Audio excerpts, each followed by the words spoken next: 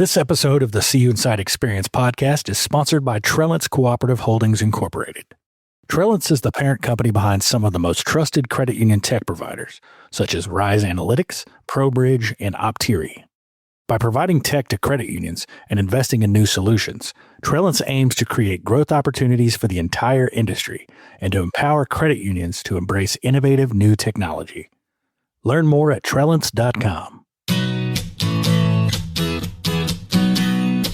Welcome back to the CUInsight Experience. I'm Randy Smith, one of the co-founders of CUInsight.com, and I'm here with my co-host, my partner in podcasting and life, Jilly Nowacki.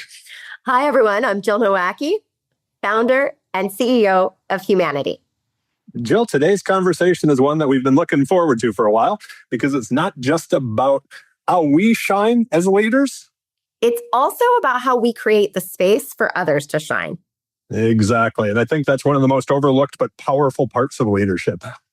It is, because it requires something that doesn't always get talked about. Letting go of the spotlight ourselves. You know, this is something that comes up over and over on the podcast, this idea that trusting your legacy isn't something that we build, it's who we build. Absolutely. And that's why I'm so excited for today's guest. Today, we are joined by Faye Nabhani, who is the CEO of Safe Credit Union. Faye is widely recognized for the culture she helped build and that truly develops people and elevates others.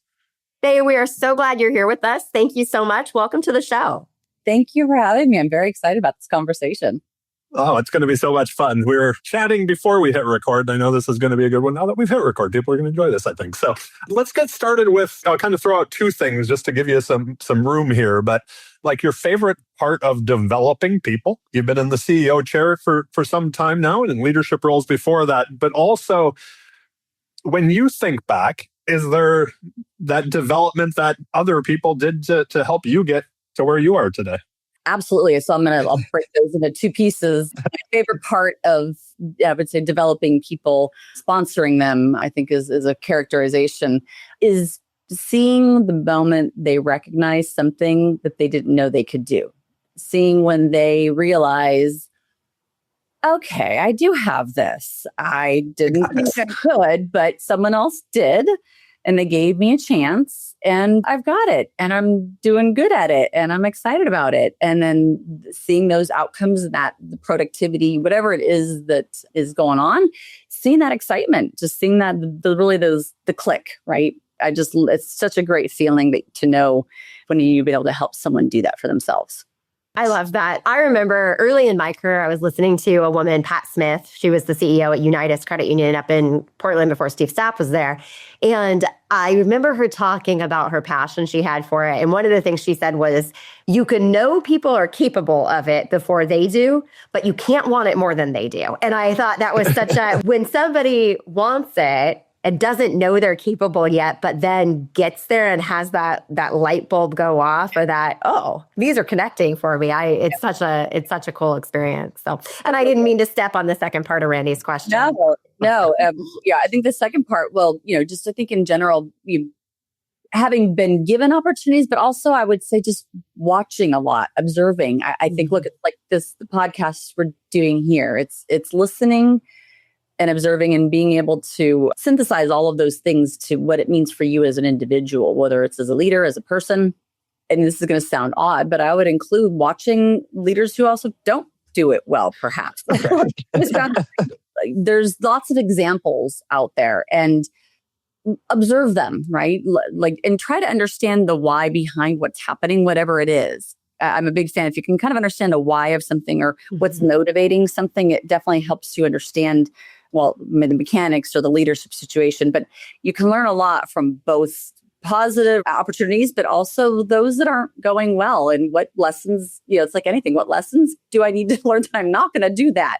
I've had some really, really big ones early in my career that I think really helped me. They shaped me, and I saw the downside of certain leadership activities. And I just, to this day, that is not who I'm ever going to be. And, it's some of those things that it's the compilation of all of it, right? The goods and the bads that you've got to learn and pick from to find yourself in them.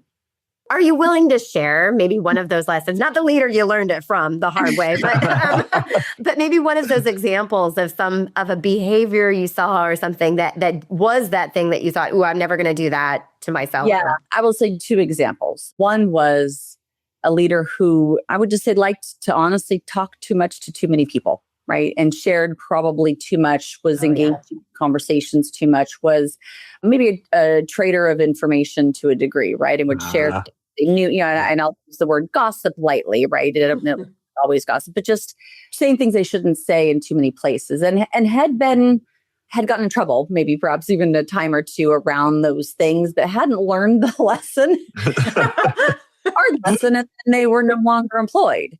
I mean, honestly, it is what got this person terminated. This is a long, long, long, long time ago. So I'm not worried about anyone. No one's going to Google this. In the industry at all. But it was a situation where there was many, many early warning signs. Red, you go from yellow into like you're in red, and she stayed in red, and unfortunately didn't get out of red, and until it ended up ending her career. And by the way, mind you, after having been told many times, and even from people who worked for her, please stop doing this. You need to change courses on this. You need to be conscientious of the conversations you're having with people, and they need to be appropriate for the person you're interacting with, and be mindful. And sometimes being the knower of things and trading in information can be too consuming. I mean, it is. Yes.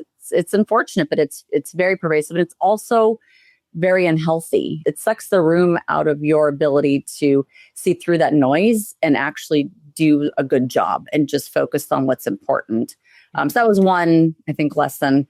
The other is you can learn things from even people and leaders who maybe themselves don't like each other or don't appreciate or you think I wouldn't necessarily get along with. I've had a couple of really great, I think, mentors, coaches, various words early, again, kind of in my leadership side of my career. And they didn't like each other. They themselves, there was, they were not best of friends, let's say, but I learned a tremendous amount individually from each of them. They each provided me with lots of insight, feedback, inspiration, honestly. And I learned how not to do that also. I learned how not to be them. Yeah. Right. Yeah.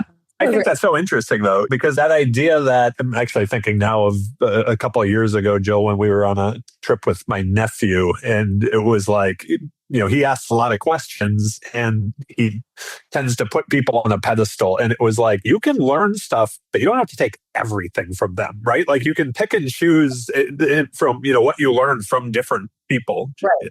Yes. So you're not trying to mirror that human. You're your own human. So yeah. I like that. Faye, I've heard you reference both mentors and sponsors in the conversation we've had today. We hear, and I'll share a statistic too that I think I also mentioned on Liz Ponder's podcast that we just recently recorded. But there were some women in the workplace studies that came out recently that talked about how women and men are mentored at about equal rates, but women tend to be sponsored a lot less frequently. And so it's caused me the curiosity to ask the question about where has sponsorship played a role either in how you lead or in how you've been led over the years? And can you speak about how you might define the difference between mentorship and sponsorship too? Yeah, no, I appreciate that. I think both are necessary in various ways. I think mentors, and I'm super simplifying here, right? Call it advice or feedback or ideas to share, right? To help someone through whether it's a tough patch or just in general in their path of career. I think sponsors is more around the idea of giving people opportunity to do something, whether they know they're ready, whether they are already in a role, whether they just haven't taken, let's say, a leap, and giving them some of your, I'll call it trust and your own credibility to provide space for them to turn into and form something for themselves. And I would call it a more comfortable, or at least a more supported space. I think, when you sponsor someone, you're lifting them up and into a position or into a project, or there's all kinds of ways to do it that they might not realize the value of. They're given this opportunity. I think mentoring comes into that as you help maybe support someone in through a process, or whether it's a project, and help provide feedback and advice through the process of having kind of sponsored them into something, whether it's a promotion, whether it's, again, projects. There's lots of different kind of examples. It can be small things, it can be big things.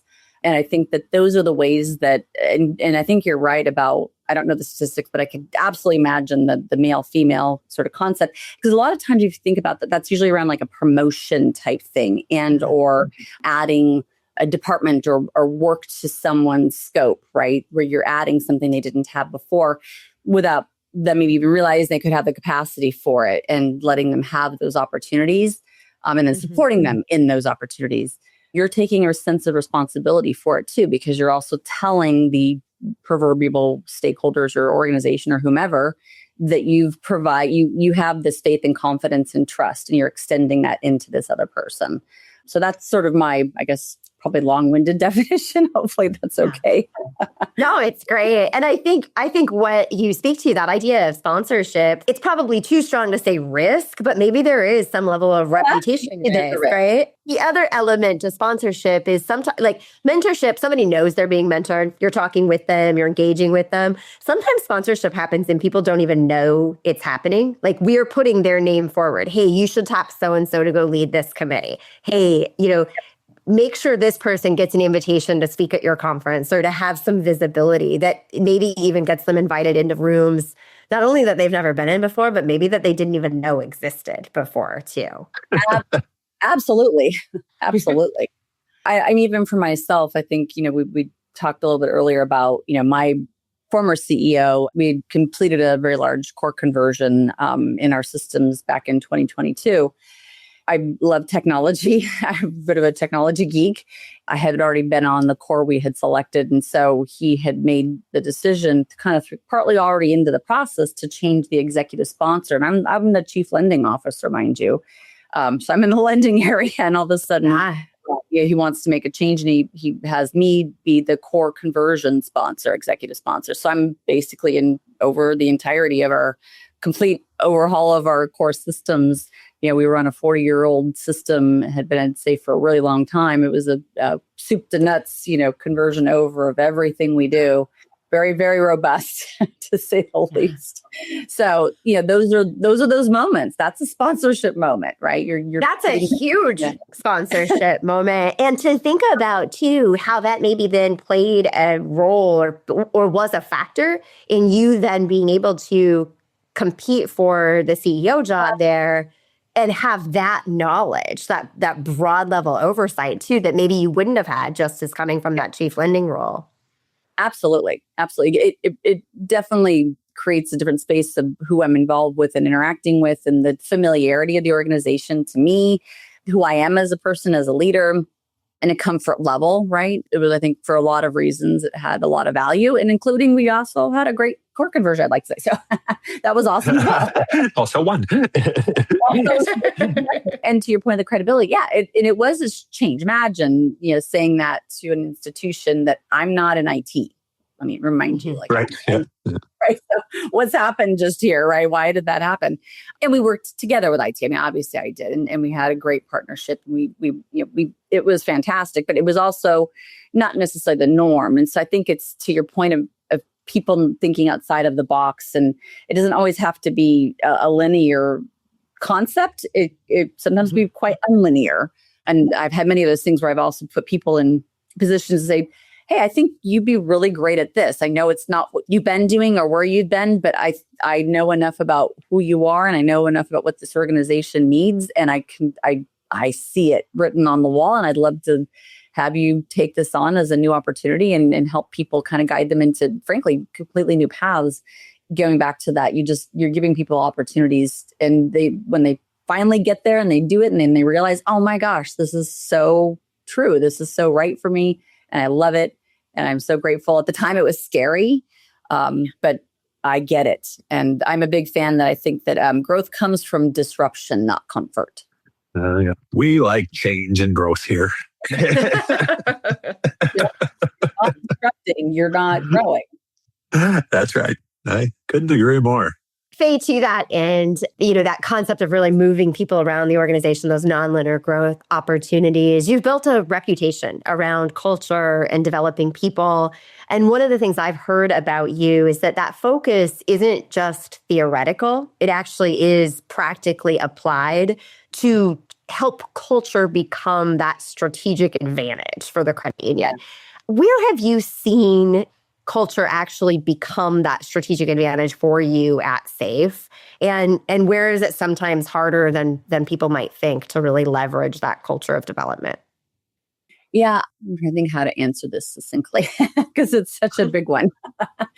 I would say, look, investment in people is literally a business strategy. Like, we win when our people win. Our people are at the very core. And if we're not investing in the people, and I don't mean just sending to a conference. I mean, everything from the basics of helping them understand things about their own organization that they didn't understand how they work and connect together. When people understand more of the puzzle pieces, and investing in whether it's a completely different meeting structure and how we communicate together and the people that we bring together and why you're sitting in a room, and being intentional about the time we're using in developing. Let's sit and talk for 15 minutes and have some great slides on what ROA means. And then how does each of us, as we're sitting in a room of a complete organization's leaders, fit into what ROA means, and what is our role in that ROA, and how do we impact it, and how does that help us provide value and benefit to the members we serve?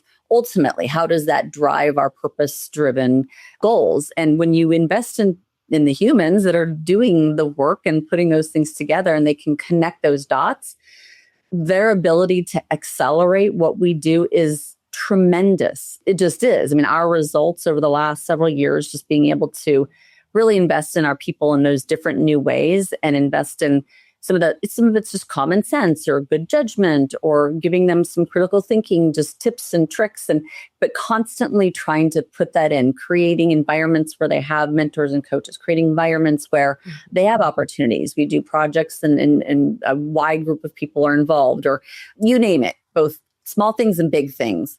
Creates a culture that, again, we're here to do what's best for our members, and we understand how all the pieces fit together. Makes the engine run really, really well. And so it's literally a business strategy. And also, by the way, it sounds like it's a horrible thing to say, business strategy, but it's really also just a great feeling, right? It creates it resonates as human beings, and people care about each other, and they care about each other's growth path, and we look out for each other. So I think it's being intentional and setting up intentional departments and areas, because that's the other part that I think is why it can be hard for organizations, especially as you get bigger. Culture is harder the larger you are.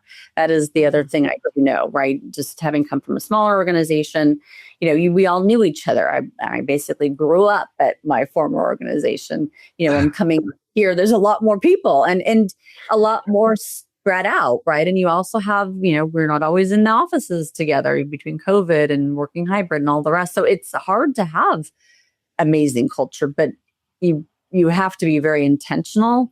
And we literally set up in our human resources and our people areas, like very dedicated, committed to learning and development. And we invested heavily in those things and in our people, like raw, pure, old-fashioned dollars, ERG groups that bring people together. You name it. It's not just one thing. It's many things. Creating events. We have holiday parties that we invite with our individual and then a +1. We also have the summer picnics, back old school picnics, where we literally will have the entire family. We've rented out the entire Topgolf. We rented out an entire stadiums and had thousands and thousands of people come to SAFE picnic days, just so that people can see each other and meet each other. And if they haven't, and face to face, and we can see our loved ones together and share each other's kids and how they've grown up, and creating that connection and investment is very intentional. That sounds amazing. I want to come to the picnic now. But to take it from a personal standpoint, we all only, and this is going to sound maybe a little bit harsh on my part here, but we only have so much time. That is a very limited resource for each and every one of us.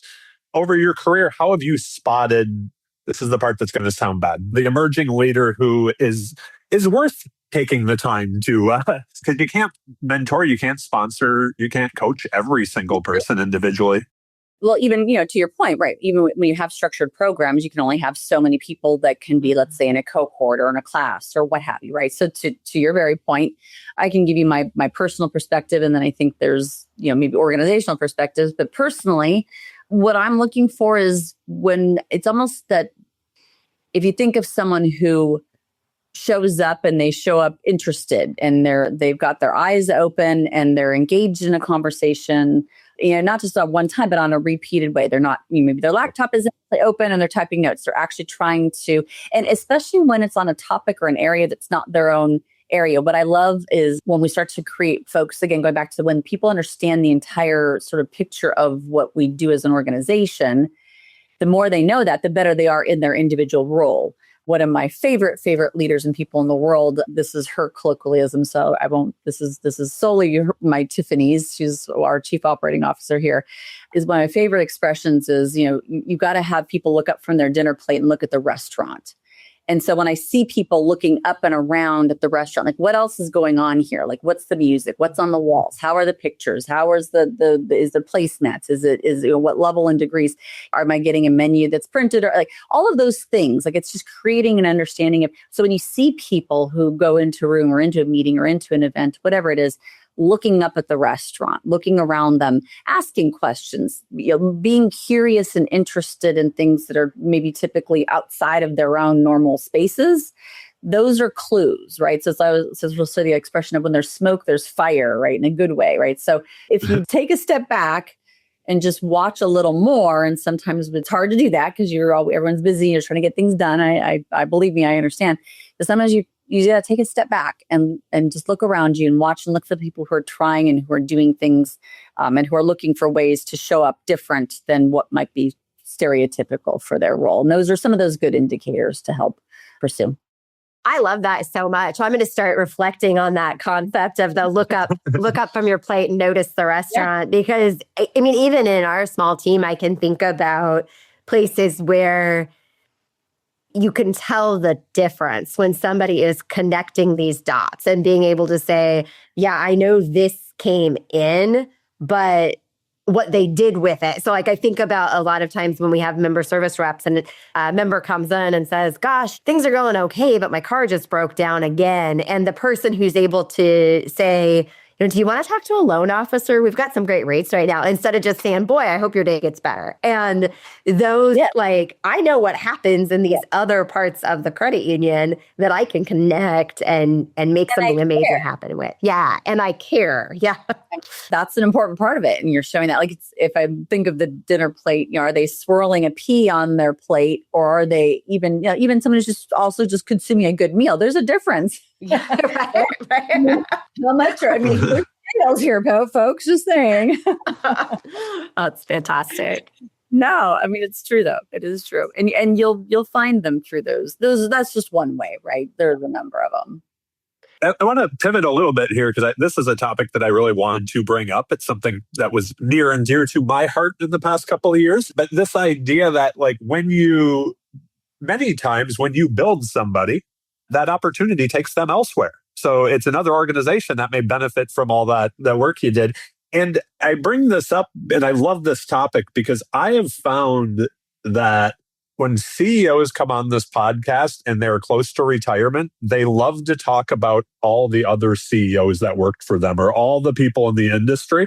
But in the moment, it was like, oh, she's gone, that type of a thing. But when we talk legacy, that becomes their legacy almost as the people that maybe aren't at the credit union. It's not just the successor, right? So the question is, I think some people do a really good job, and then others, they were like, no, you're here. That's why we're investing in you, right? Is that something that, I guess, as a leader, you've had to get good with, deal with? Maybe it was on how we celebrate the success that might not be in our organization, right? Yeah, no, I love this question because I have a very distinct opinion on this. And I would say I think it applies in all kinds of ways, not just necessarily, let's say, a senior leadership or a leadership role, but when you have, my view is I want to invest in every person that works in my organization, right? I want to provide you with opportunities, and you can choose. Do you take a lot of opportunities? Do you take a little? There's a scale, right? And a lot of that's in individuals' hands. But my view is is when my people that they're here, when they leave, they're going to have what they've learned and what they've grown, the experiences they've had. And that's going to make them better at whatever it is they want to do when they go somewhere else. I know my organization might not be able to have the jobs or the opportunities that where my people are. And as they progress, I want their success. My view is we had you for time. We had the value of what that was. I invested in you. You invested in us. And then you take it somewhere else. And you know what? To me, that means either the credit union industry or the region where we all just live, because a lot of folks tend to stay in an area. It just means that the value of that continues to stay in my region. It's about the value for the overall economic of a space. So whether it's you're working for SAFE or you're working for my partner down the street, what I've invested in you goes with you to help them improve and be better off, right? So to me, I think I take all of it as a compliment. Of course, to the point, you don't want to lose people either, right? And you want to try to create opportunities and grow people and have great leaders and have a succession and have those pipelines always coming up. But the life tells you, you never know what's going to happen, right? You never know when an opportunity is going to come up. And I just feel like my job, as much as I can, and our job is to help all of our employees figure out how they can take the things that are of value that they want to learn and know and take, whether they stay with SAFE or they move on to somewhere else.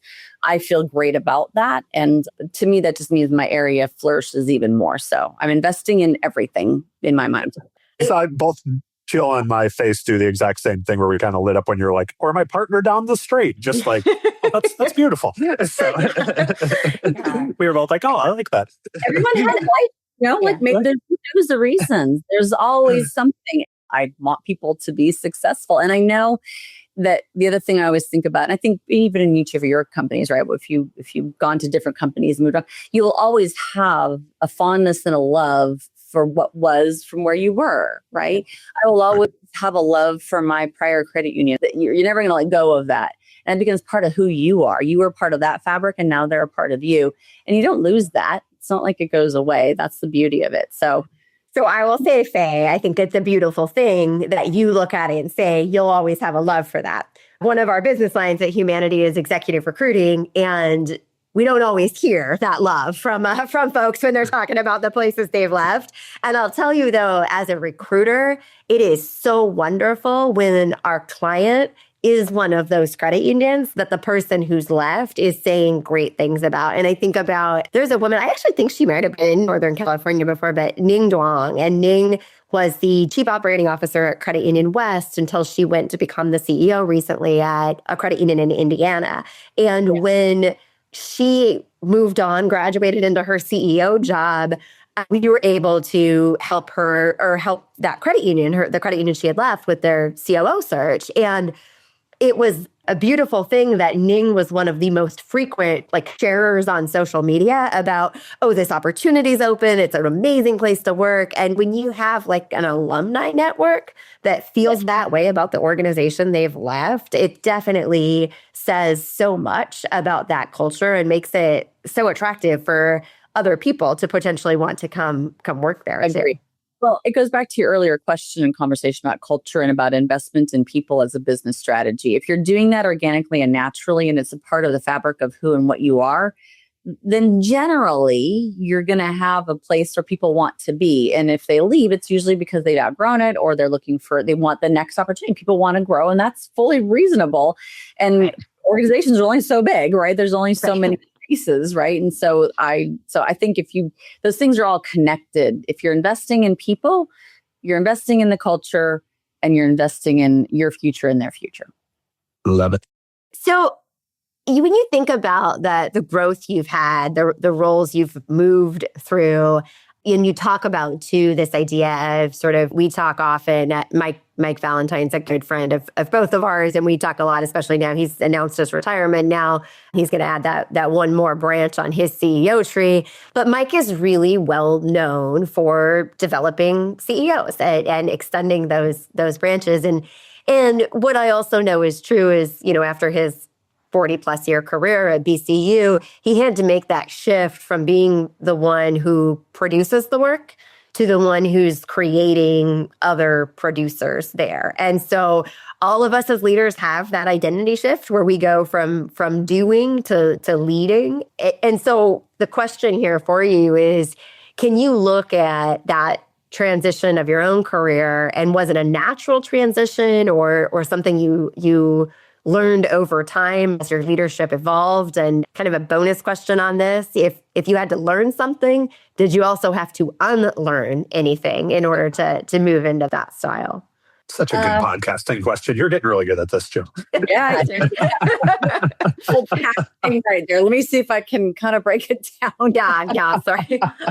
Maybe I'll start with this. Where my brain first went as you were talking is, I think every change in a career, every change in your life of, when you first start off as an employee and then you become a supervisor, then as manager, like all of these sort of evolutions comes with new things, comes with a different, you had expectations and then you live it and you're like, oh, this is sort of similar to what I thought, but not quite the same. Or, oh, this was exactly what I thought. And I've had all of those happen. I've had, oh no, this was not a big deal. This fit right in. This is exactly what I thought it was going to be. And I've had those moments when it's like, okay, this is nothing like I thought it was going to be. And it was a tremendous sort of eye-opening opportunity or a difference in that I had to adapt and learn from in order to, be successful. I think all of those have happened, at least to me. So I think every change of a career cycle is going to have those, either you know or you don't know, and you just don't know until you're actually in it, is the reality. I think moving from a position of, let's say, being an EVP or a higher senior executive level into the CEO level is a tremendously different thing. I always sort of jokingly say, everyone tells you it's not what you expect. It's very different. It's whatever, all the words, right? All of them are very true. And even those, yes, cannot prepare you for quite just the difference. If only all you're talking about is just the intellectual difference of responsibility. And it is different. It's just very different. I don't know that anyone ever truly gets it all. I don't know what perfect looks like. I just think you get more comfortable in those shoes over time. And then it means that you're looking for, how do you help the succession of who's next and how, and do they want it, right? I think the standing joke is being number 2 is best. Yeah. There's merit to that, honestly, they are different things. I mean, yeah, and so I think it's one of the things I always stress to, whether it's myself or to others, know yourself. I don't know that it needs to say know what you want. I didn't think I was going to be a CEO, honestly. Like, I think that was one of the questions you were saying. I wasn't trying to do this, if that makes sense. I knew I wasn't great at, let's say, sports, and I wasn't great at lots of things in a youth. I knew I was great at, for some reason, like business stuff. Like I learned early on, like somewhere in all of this, my business brain was pretty good and it worked really well for me. So I just focused on those things, but I didn't focus on a title or a role, or I just wanted to always just do better and help people and help my peers and create great results for the people I served. And in doing that is how I got here. Honestly, that was my focus, is just do a great job, learn. I was hungry to understand things. I love understanding all the components of what it takes to make. I kind of jokingly say I love my job in the sense that I love getting to do the business side and all the complexities of running this very complex business, while for the pure benefit of the people I serve. Like, it's like the best of both worlds all packaged together.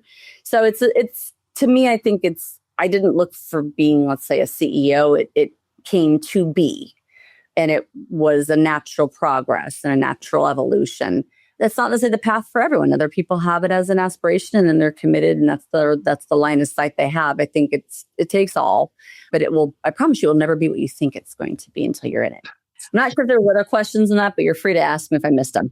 That's okay. The only thing, and I think you covered a lot on it, but that concept of, and I could see this one going in a few different directions. So I just be open-minded and see where it takes you. But as that leadership journey has evolved, what is something you had to unlearn along the way? And that could be about how you lead, could be about how you're showing up, could even be how you define success on that side of it too. Unlearn. I would say the unlearning is learning what to let go of. That's a big one. Yeah.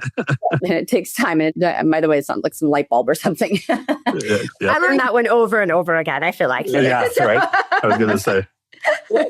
Like learning what to let go of, focusing in, especially in different roles, and the bigger your role is, the more things you feel you need to focus on, but actually you need to focus on fewer. Believe it or not, it sounds counterintuitive. Learning that, right? Learning that I can't sweat everything. I have to pick the important things. And how do you pick and prioritize the important things? And each role will have that same kind of journey, which also means you're letting go of the things that you can't necessarily pick. And how do you emotionally and intellectually let that happen? Part of the journey and challenge, yeah. Absolutely. I mean, I know I've mentioned on the podcast many times, for me, it was such a transition from being the doer, the builder, the entrepreneur of building. And it was like I had to force myself from stop saying things like the CUInsight way, because that was really the Randy way. There are other ways to do things and they have to work. But it was such a, from, having your hands in the mud constantly to then that's not your job anymore or where you're serving the organization best, right? I know. I think for a lot of people, I don't want to say that's tough, but I think it's like maybe in times of stress where we fall back to, right? Like, was like, oh, I'm just going to do it. I know I'm good at this. So. Yeah. Right. There are certain moments when you need this, the CEOs to show up in a certain way, let's say, right? Not very often. And yes, it is I'm not doing that. And it's the lack of control. I sort of jokingly say this. I'm like, I'm responsible for everything, but I do nothing. I'm not sure. Then you're doing it well, right? Yeah. And I'm not sure how this worked exactly, but technically I don't do directly a lot of things anymore. How does this happen? Like, how does this all, you're reliant upon your team and the people that you put in place to do the things, and you don't do them anymore. You've got to help them and support them and give them the vision and tell them, work with them on what the priorities are. And then you let them do it. And then you just, and I'm oversimplifying, of course. No control, very little control. You got to let a lot of control go. Lots of responsibility, lots of authority, little amount of control. You're responsible for everything. And the board will ask you, especially these, the most minutia of details that you're like, okay, do you understand that that's like 50,000 feet deep and has nothing to do with my day-to-day here? Okay, just let me figure that one out. I'll get back to you. I can get you an answer. Yeah. And you used to be the one who knew it all, right, Randy? Yep. It's like, I used to know everything. Well, I don't know everything anymore. I have to be careful. And your members will ask you that stuff too if they see you. So you'll be like, that's not my role. Exactly. We were guilty of that with the CEO of the credit union we belonged to when we were having problems with a wire buying a house. We went directly to the CEO. That probably was well beneath her rule, but she did get us answers. She did get us answers very quickly, though, because she knew us. But So. Okay, Jill, anything else that you want to, before we start wrapping it up? We are getting to that time in the program. So no, Randy, I think I'm excited to move us into those last couple rapid fire questions here. All right, first one. These ones are quick questions, Faye, and Randy and I will answer them too, but you get to go first. So first one, what's one word that describes the feeling you get when you see someone you've developed succeed?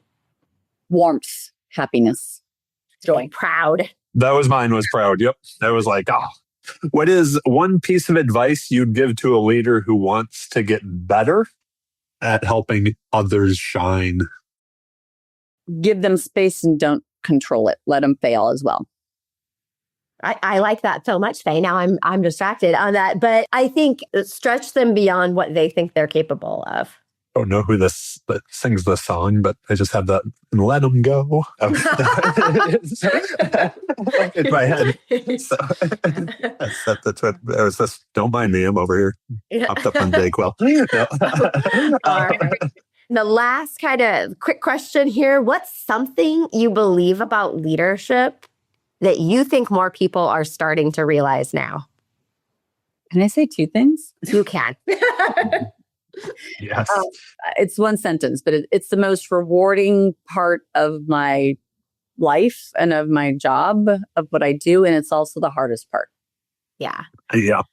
I think something you said for me, it was, something that Faye said earlier was that you don't know until you're in it. Like, it doesn't matter how many books or how many people you talk to or what classes you take or how many conferences, but that day when, and we've talked to so many CEOs that you walk in and you're like, oh, okay, I'm here now. And that even as you move, if somebody goes from a credit union that was 200 million to 700 million, all of a sudden they're like, oh, wait, this is different. Bigger, you mentioned, there are a lot more people. So yeah, I agree with that. Jill? That question, there's something I believe about leadership that I think most people are starting to realize now. So I'm going to tell a story, and I won't say his name, although I'm sure he wouldn't mind. Randy and I had the chance to have dinner with somebody who I used to work with, but it's been a long time since we worked together. And he's now a CEO, and he said, well, Jill, it turns out you were right about one thing, which that alone was a hilarious intro to that. Like, I was right about one thing. But he said, it turns out you were right about one thing.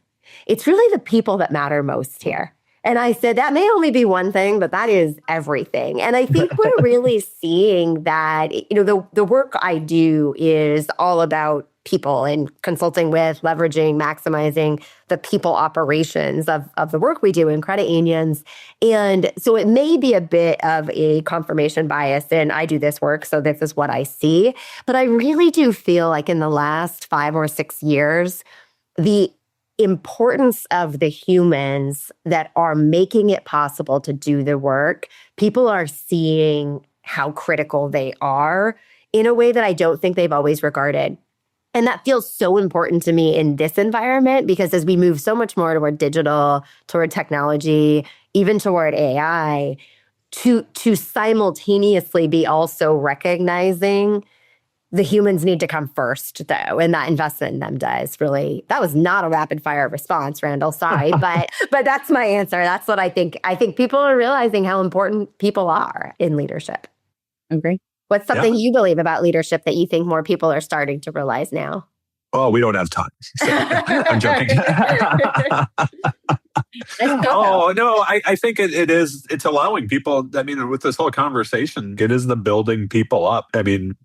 Just kind of looking at the camera here and stuff, I think we all read a lot of the same business books growing up. And I think a lot has changed since then, where it was that this is how you do it.